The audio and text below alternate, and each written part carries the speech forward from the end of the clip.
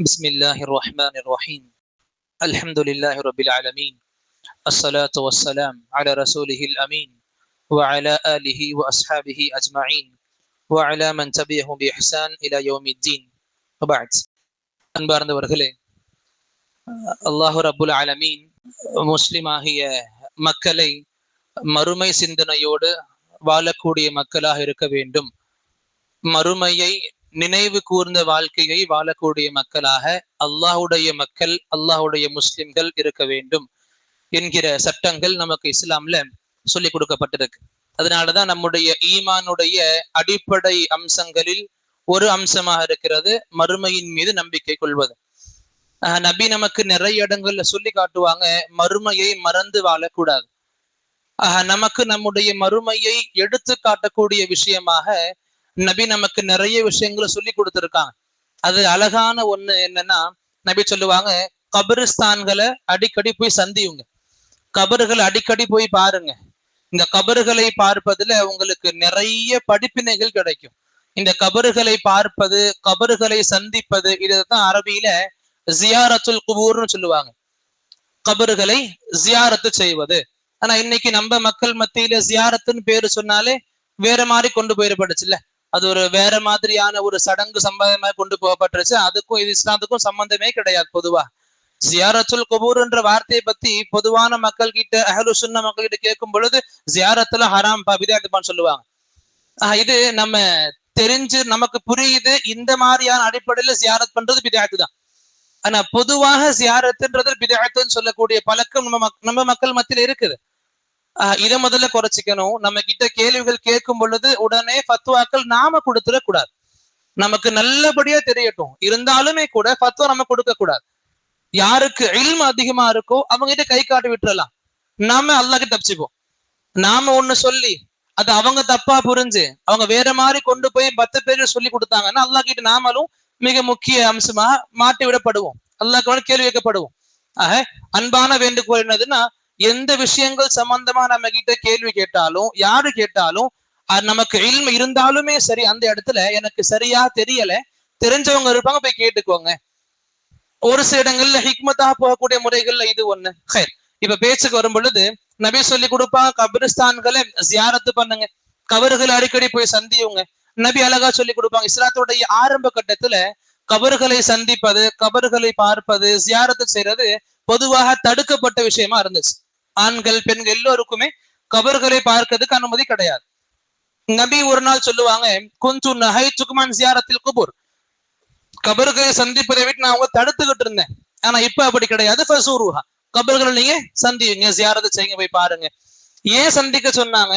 அதுக்கும் அழகான காரணம் சொல்லியிருப்பாங்க. வேற ஹதீஸ்கள்ல சொல்லுவாங்க, ஃபஸூருல் குபூர், நீங்க கபறுகளை, இந்த மக்பரா, இந்த மையவாடிகள், கபரிஸ்தான்களை போய் பாருங்க. ஏன் பார்க்கணும்? ஃபஇன்னஹா துதக்கிருக்கும், அந்த இடம் இருக்குது உங்களுக்கு நினைவுபடுத்தும், உங்களுக்கு எடுத்து கொடுக்கும். என்ன விஷயங்களை? அல் ஆஹிரா, அல்லாஹ்வுடைய மறுமையை உங்களுக்கு நினைவுபடுத்தக்கூடிய அழகான அம்சமாக நமக்கு கபறுகள் இருக்குது. அப்ப கபறுகள் அதிகமாக சந்திக்கிறது நபி நமக்கு சொல்லி கொடுத்த ஒரு முஸ்லிமிடம் அதிகமாக இருக்க வேண்டிய அமல்கள்ல ஒண்ணு, கபறுகளை சந்திக்கணும். ஏன்னா மறுமையோடு சேர்ந்த வாழ்க்கை வாழ முடியும். இப்ப இது சார்ந்து என்ன நம்ம பொதுவா தெரிஞ்சுக்கணும் அப்படின்னா, கபறுகளுக்கு போகும்பொழுது நபி சில ஒழுங்கம் சொல்லி கொடுத்திருப்பாங்க. கபறுகளுக்கு போனா அந்த துவா ஓதுங்க, அவங்களுக்கு சலாமை எத்தி வைங்க. கபறுகளுக்கு போனா அவங்களுக்கு சலாமை எத்தி வைங்க. நீங்க முன்னாடி போயிட்டீங்க, நாளைக்கு நாங்க வர இருக்கிறோம் உங்க பின்னாடியே. இந்த ஈமான் நமக்கு புதுப்பிச்சு கொடுக்க செய்திகளா இருக்குது. இன்னும் கபரிஸ்தானுக்கு போனா துவாக்கள் கேட்கலாம். என்ன துவா கேட்கலாம்? அந்த மையத்துகளுக்காக அல்லாஹ் கிட்ட கேட்கலாம், யா அல்லாஹ் அடங்கி இருக்கிற இந்த முஸ்லிம்களுக்கு வேதனைகள் கொடுக்காத. அப்படி உன்னுடைய நியதியில யாராச்சும் வேதனைகள்ல மாட்டிக்கிறோம் அப்படின்னா அவங்க வேதனைகளை குறைச்சிரு யா அல்லாஹ், பாவங்களை மன்னிச்சிரு, வேதனைகளை இன்பங்களாக மாத்து. உன்னை போல ரஹீம் கஃபூர் யாரும் கிடையாது யா அல்லாஹ், நல்ல மன்னிச்சு கொடு யா அல்லாஹ். அல்லாஹ் கிட்ட அதிகமா கேட்கணும். இன்னைக்கு நாம கேட்கும் பொழுது நாளைக்கு இன்ஷா அல்லாஹ் நமக்காக 10 மக்கள் என்று கேட்பாங்க. அங்க போய் துவாக்கள் கேட்கலாம். எப்படி கேட்க கூடாது? இறந்து இருக்கிற அவங்க கிட்ட கேட்க கூடாது. நீங்க வாழும்போது நல்லபடியா வாழ்ந்தீங்க, அல்லாஹ்வுக்கு பிடிச்ச மகனா இருந்தீங்க, அல்லாஹ்வுக்கு பிடிச்ச நபரா இருந்தீங்க, அனுதினமும் தொழுகையாளியா இருந்தீங்க, எங்க பார்வையில முத்தகையா இருந்தீங்க. நீங்க இருக்கும் பொழுது உங்ககிட்ட கேட்போம், எங்களுக்கு கஷ்டமா இருக்கு, அல்லாஹ் கிட்ட துவா செய்யுங்க, எங்களுடைய கவலைகள் நீங்கிறதுக்கு அல்லாஹ் கிட்ட கேளுங்க, கிட்ட வந்து மன்றாடுவோம். நீங்களும் நிறைய துவாக்கள் எங்களுக்கா செஞ்சீங்க, இப்ப நீங்க கிடையாது, இறந்துட்டீங்க, இருந்தாலும் உங்ககிட்ட வந்து கேட்கிறோம். இறந்த பிறகும் கூட நம்பிக்கை இருக்கு, நீங்க அல்லாஹ் கிட்ட துவா கேட்கலாம். இந்த நம்பிக்கையில அந்த மையத்துகள் கிட்ட போய் துவாக்கள் கேட்க கூடாது. இது தடுக்கப்பட்டது. இது நமக்கு ஷிர்க்ல கொண்டு போய் சேர்த்துரும். கபர்ஸ்தான்களுக்கு போலாம், துவா அவங்களுக்காக கேட்கலாம், நம்முடைய வாழ்க்கைக்காக கேட்கலாம், நம்முடைய மறுமைக்காக கேட்க, நம்முடைய மன்னருக்காக கேட்கலாம். இது பொதுவாக. இங்க நபி நமக்கு சொல்லி கொடுப்பாங்க கபர்களை ஜியாரத்து செய்யலாம். இங்க நபி இதுவும் சொல்லி கொடுப்பாங்க, பெண்கள் கபர்களுக்கு போகக்கூடாது, பெண்களுக்கு கபரிஸ்தானுடைய ஜியாரத்துக்கு அனுமதி கிடையாது. இது சம்பந்தமாக கருத்து வேறுபாடுகள் உலமா பெருமக்கள் மத்தியில இருந்தாலுமே சிறந்த கருத்துன்றது பெண்கள் கபர்களுக்கு போகக்கூடாது. ஏன் போகக்கூடாது? ஆண்கள் பெண்களுக்கு ஏன் இப்படி வேறுபாடு இருக்குன்னா, வேறுபாடு கிடையாது. இஸ்லாம் நம் மீது கருணையை உண்டாக்குது, கருணையை நமக்கு எடுத்து காண்பிக்குது, நிறைய ஃபித்னாக்கள்ல இருந்து நம்மள பாதுகாக்குது. இப்ப பொதுவாக பாக்குறோம்ல, ஒரு மையத்து வீடா இருக்கும், அதுல அதிகமாக அழுகுகளை கொட்டுறது யாரு? கண்டிப்பா ஆண்களை விட பெண்கள் அதிகமா இருப்பாங்க. இன்னும் ஒப்பாரிகள் சொல்லக்கூடிய விஷயங்கள் இருக்கும்ல, அதுல ஆண்கள் அறவே இருக்க மாட்டாங்க, இல்ல ரொம்ப ரொம்ப கம்மியா இருப்பாங்க, பெண்கள் அதிகமாக இருப்பாங்க.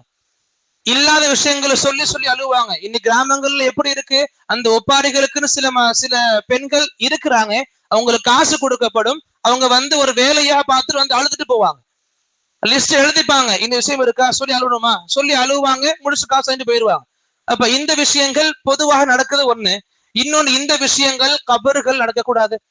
நபி சொல்லி கொடுத்தாங்க, உங்களுடைய சந்தோஷமா இருக்கட்டும் துக்கமா இருக்கட்டும் இஸ்லாமுடைய செயல் இருக்கணும். சந்தோஷப்படுறீங்களா, இஸ்லாம் சொல்லி கொடுங்க எப்படி சந்தோஷப்படணும். துக்கப்படுறீங்களா, அதே இஸ்லாம் சொல்லி கொடுங்க நீங்க துக்கம் எப்படி படணும். இது எந்த ஒரு மார்க்கத்திலையும் நம்ம பாத்திர முடியாது, எந்த மதத்திலும் பாத்திர முடியாது. இஸ்லாம் நமக்கு கொடுக்கிற அழகான ஒரு பாடங்கள். நாம துக்கமா இருந்தாலும் இந்த வழி துக்கப்படுங்க, அல்லாஹ் இதுக்கும் நன்மை கொடுப்பான். சுப்ஹானல்லாஹ். அப்ப இங்க புரிஞ்சுக்கணும், பெண்களை பொதுவாக நபி தடுத்திருந்தா கபர்களுக்கு போகக்கூடாது. ஒரு சில ஹதீஸ்கள் பார்க்கும் பொழுது தெரிய வரும், ஒரு சில சஹாபியா பெண்மணிகள் கபர்கள் கிட்ட போய் இருப்பாங்க. உதாரணத்துக்கு ஆயிஷா ரலியல்லாஹு இருப்பாங்க, தன்னுடைய சகோதரர் அப்துல் ரஹ்மானுடைய கபர் சந்திச்சுட்டு வருவாங்க, பார்த்துட்டு வருவாங்க. அதே போல் நபி நடந்து போய்கிட்டு இருப்பாங்க, அப்ப ஒரு பெண்மணி கபராண்ட உட்கார்ந்து அழுதுகிட்டு இருப்பாங்க, நபியை பார்த்து தடுத்து இருக்க மாட்டாங்க. நபி சொல்லுவாங்க, அல்லாஹ் பயந்து கொள்ளுங்க, நீங்க தப்பு தப்பான வார்த்தைகளை கொண்டு பேசாதீங்க, புகழாதீங்க, இன்னும் அழுகை சத்தமாக அழுகாதீங்க, வஸ்பிரி பொறுமையை மேற்கொள்ளுங்க. இந்த நேரத்துல கஷ்டங்கள் ஏற்படும் பொழுது நபியுடைய வார்த்தை இது, இன்னம ஸப்ரு இந்த சதமத்தில் ஊலா, கஷ்டம் ஏற்படும் பொழுது அந்த முதல் கட்டத்துல பொறுமை மேற்கொள்ளணும்.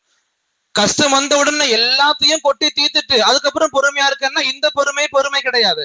இன்னம சபர், உண்மையான பொறுமைனா எது? இந்த சதமத்தில் ஊலா, கஷ்டம் வந்த உடனே அந்த நொடி பொழுதுல பொறுமை காக்குறது. அப்ப நபி சொல்லி கொடுத்தாங்க. அப்ப இங்க நபி அந்த பெண்மணியை தடுக்கல. அப்ப நபி சொல்லி கொடுக்குறாங்க, பெண்கள் கபர்ஸ்தான்களுக்கு போகக்கூடாது. இங்க பெண்மணிகள் சஹாபியாக்கள் கபர்ஸ்தான் போயிருக்காங்க, என்ன தப்பு தப்பா சொல்லி கொடுக்குறீங்களா? இஸ்லாம் வேற ஒண்ணு இருக்கு, நீங்க மறைக்கிறீங்களா? ஹதீஸ்களை மறைக்கல. இஸ்லாம் நபி பொதுவா சொல்லி கொடுத்தாங்க, எப்படி ஆண்கள் ஜமாத்தாக போவாங்களோ அப்படி பெண்களுக்கு அனுமதி கிடையாது. பெண்கள் கபரிஸ்தான் மையத்துகளை பின்தொடர்ந்து கபரிஸ்தானுக்கு போறதுக்கு அனுமதி கிடையாது. தன்னுடைய நெருங்கிய நபர் இறந்துட்டாங்க, கணவர், அப்பா, சகோதரன், நெருங்கிய நபர் இறந்துட்டாங்க அப்படின்னா அவங்க கபரை பார்க்கறதுக்கு ஆசைப்படுவாங்க, ஏங்குவாங்க, இன்னும் வருத்தம் அதிகமா இருக்கும். அந்த சமயத்துல யாருமே இல்லாத நேரத்துல அந்த கபர்களுக்கு பெண்களை கூட்டிட்டு போய் காமிக்கலாம். இது அனுமதி இருக்குது. பெண்கள் எப்படி ஆண்கள் நம்ம எப்ப வேணாலும் போகலாம், அப்படி போகக்கூடாது. கபர்ஸ்தானுக்கு போகணும். அந்த கபரிஸ்தான்ல எந்த ஒரு அடக்கமும் நடைபெறல, எந்த ஒரு அமல்னா எந்த ஒரு ததுஃபீ நடக்கப்படல, எந்த ஒரு ஜனாசாவும் அங்க அடக்கம் செய்யப்படல, காலியா இருக்குது, யாருமே இல்லை. அப்ப பெண்களை கூட்டிட்டு போகலாம். ஏன்னா இந்த மஹரமான இந்த விஷயங்களை இஸ்லாம் அங்கேயும் கடைபிடிக்க சொல்லுது. எதுக்கு ஜனாசாவை தூக்கும் பொழுது எதுக்கு ஆண்கள் மட்டும் தூக்கிட்டு போற, பெண்களையும் கிடையாது? ஏன் கிடையாதுன்னா மிக முக்கிய காரணம் என்ன, இந்த பெண்கள் ஆண்கள் மத்தியில மஹரமான உறவுகள் பாதிக்கப்படக்கூடாது. ஏன்னா கசின்ஸ் இருப்பாங்க, ஒரு மையத்துன்னா எல்லாருமே இருப்பாங்க, கசின்ஸ் இருப்பாங்க, எல்லாரும் இருப்பாங்க. அப்ப ஒரு பெண்ணுக்கு கயிர் மஹரமான நபர்களும் இருப்பாங்க. அப்ப எல்லோரும் ஒரே அடியா மஹ்ஃபிலா கும்பலா போறதுல இஸ்லாம் நமக்கு தடுக்குது. வெளியே என்ன தடுக்குதோ அதே விஷயங்கள் தான் உள்ளே தடுக்கப்படுது.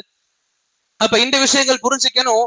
இங்க நபி சொல்லி கொடுத்த அழகான வழிகாட்டல் என்ன, பெண்கள் பொதுவாக கபர்ஸ்தான்களுக்கு போக கூடாது. நபி சொல்லி கொடுத்தாங்க, நபி சபிச்சிருக்காங்க. லஅன ரசூலுல்லாஹி ஸல்லல்லாஹு அலைஹி வஸல்லம், ஹதீஸ்ல நமக்கு இருக்கும், நபி சபித்திருக்காங்க கபர்களை ஜியாரத் செய்யக்கூடிய பெண்களை.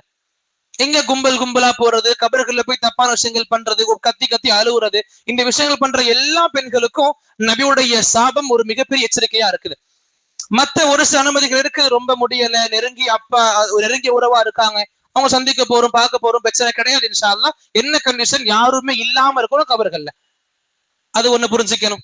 இங்க பொதுவாக நம்ம மக்களுக்கு என்ன ஒரு கேள்வி வரும் அப்படின்னா, நம்ம முஸ்லிமா இருக்கிறோம், கபர்களுக்கு போறோம், நம்முடைய முஸ்லிம் அல்லாத நண்பர்கள் இருப்பாங்க, அவங்களுடைய கபர்களுக்கு போலாமா அப்படின்னு கேள்வி இருக்கும். இன்னைக்கு பொதுவாக பார்க்கும் பொழுது மாற்று மதத்தவர்கள்ல நிறைய மக்கள் முதல்ல தஃபன் செய்ய மாட்டாங்க, புதைக்க மாட்டாங்க. நார்மலா அவங்க நெருப்பை கொண்டு பண்ணக்கூடிய விஷயங்கள் இருக்கும், பொசுக்கிடுவாங்க இல்ல சாம்பல் ஆக்கிடுவாங்க. ஆனா பொதுவா அல்லாஹ் சொல்லி கொடுப்பான், நபி சொல்லி கொடுப்பாங்க, நெருப்பை கொண்டு தண்டிக்கிறது அல்லாஹ்க்கு மட்டும்தான் உரிமை இருக்கு. அப்ப எங்க அந்த விஷயங்கள் மீறப்படுதோ, மனிதர்கள் நெருப்பை கொண்டு எங்க தண்டிக்கிற விஷயங்களை கையில் எடுத்துக்கிறாங்களோ அந்த இடங்கள்ல இங்க இருக்காதீங்க. எங்கு அல்லாஹ்வுக்கு பிடிக்காத, அல்லாஹ் மட்டுமே செய்யக்கூடிய விஷயங்கள் உலகத்தில் நடக்குதோ அங்கு நாம இருக்கக்கூடாது. அந்த அடிப்படையில் இந்த எரி மேடைகள் கிட்ட நாம இருக்கக்கூடாது. ஆனா அவங்க வீட்டுல மையத்து விழுந்திருக்கா, மையத்து இருக்கா, போய் நம்ம சந்திக்கலாம், பேசலாம், ஆறு வார்த்தைகளை கொடு பண்ணலாம். இதே அங்க புதைக்கப்பட்டிருக்காங்க அப்படின்னா அவங்க கபர்களை போய் பார்க்கறதுல இஸ்லாம் தடையே விதிக்காது. என்ன அழகான ஆதாரம் அப்படின்னா, நபி அல்லாஹ் கிட்ட கேட்டிருப்பாங்க, நபியே சொல்லுவாங்க, நான் அல்லாஹ் கிட்ட கேட்டேன், என்னுடைய தாயோடைய மகிஃபிரத்துக்காக அல்லாஹ் கிட்ட கேட்கல, அனுமதி கேட்கலாமா, என்னுடைய தாய் அல்லாஹ் மன்னிச்சிரு, அல்லாஹ் பாவங்களை மன்னிச்சிரு, அவங்க பாவ மன்னிப்பு நான் கேட்கலாம். அல்லாஹ் சொன்னா அனுமதி கிடையாது உங்களுக்கு. எந்த ஒரு முஸ்லிம் அல்லாத நபர் இறந்து போன பிறகு அவங்களுடைய பாவங்கள் மன்னிக்கப்பட்டதுக்கான துவாக்கள் கேட்கக்கூடாது. அப்ப நபி சொன்னாங்க, நான் பிறகு கேட்டேன், என்னுடைய தாயுடைய கபரை பாக்குறதுக்கு அனுமதி இருக்குதா அல்லாஹ். அப்ப அல்லாஹ் நபி சொல்லுவாங்க, எனக்கு அல்லாஹ் அனுமதி கொடுத்தான். அப்ப இங்க உதின்துன்ற வார்த்தை வருது, அல்லாஹ்வுடைய நபிக்கு அல்லாஹ் அனுமதி கொடுத்திருக்கான், யாரை பார்க்க, அவங்க தாயை பார்க்க. ஆனா அவங்க தாய் முஸ்லிம் கிடையாது. புரிஞ்சுக்கலாம். யாருடைய நமக்கு மாற்று மாற்றவர்கள் புதைக்கப்பட்டிருக்காங்க அப்படின்னா தாராளமாக அவங்களுடைய கபறுகளை பார்க்கறது பிரச்சனை கிடையாது. எங்க இஸ்லாத்துக்கு முரணா இருக்குதோ கண்டிப்பா நாம அங்கிருந்து தள்ளி இருக்கணும். கபறுகளுடைய இந்த விஷயங்கள் அதிகமாக நினைவு கொள்ளும் பொழுது இன்ஷா அல்லாஹ் நம்முடைய மறுமைகள் அதிகமாக ஞாபகமா இருக்கும். மறுமைகள் ஞாபகப்படுத்தப்படும் பொழுது நம்முடைய அமல்கள் ஆட்டோமேட்டிக்காவே சீர்திருத்தப்படும். இது வரைக்கும் தொழுகை இல்லாம இருக்கும், கபறுகள் போய் பார்த்து வந்திருப்போம், நாளைக்கு ஃபஜ்ர்ல மக்கள் கும்பலா இருப்பாங்க. ஏன், நமக்கு அந்த மறுமையை எடுத்துரைக்கக்கூடிய அழகான அம்சமாக கபர் இருக்குது. அல்லாஹ் கிட்ட துஆக்கள் அதிகமா கேட்கணும், யா அல்லாஹ் எங்களுக்கு மறுமை சார்ந்த வாழ்க்கைய, மறுமை சிந்தனையோடு வாழக்கூடிய வாழ்க்கைய தினசரி வாழ்க்கை ஆக்கக்கூடிய அல்லாஹ். அல்லாஹ் நிறைய துஆக்கள் கேட்போம். அப்ப இந்த ஜியாரத்துல் குபூர், கபர்களை ஜியாரத்து பண்றதுன்றது அறவே கூடாது, மிகப்பெரிய பிதஅத்துன்ற விஷயம் கிடையாது. ஜியாரத்துல் குபூருக்கு அர்த்தம் என்ன, கபர்களை சந்திக்கணும்.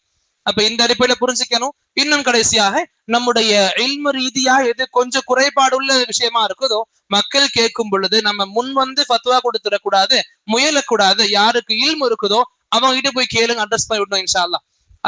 எந்த விளக்கு விஷயங்கள் நாம கேட்டுக்கிட்டோம் புரிஞ்சுக்கிட்டோமோ அல்லாஹ் ரப்புல் ஆலமீன் இதை விட அழகான அம்சங்களில் நடைமுறைப்படுத்தக்கூடிய வாய்ப்புகளை அல்லாஹ் எனக்கும் உங்களுக்கும் வழங்கிருள்வானாக. அல்லாஹும்ம ஆமீன். வ ஆகிரு தஅவானா அனில் ஹம்துலில்லாஹி ரப்பில் ஆலமீன்.